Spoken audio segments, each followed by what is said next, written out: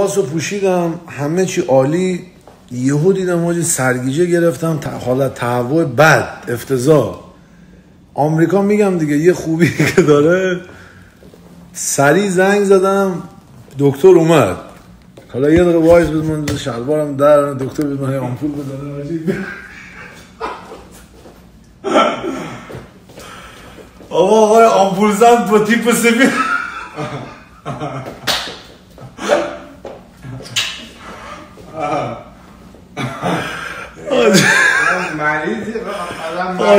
آجارف تا دیدش کن. آدم که مریضه دیگه باید آمپول بخوره. در جا زنگ زدن گفت 2 تا پنیسیلین تو رو میزنم میزون شما دکتر. آجی بخوام میگه فقط با جلوی پام بخوام بزن. Oh my god. یه عکس بگیریم.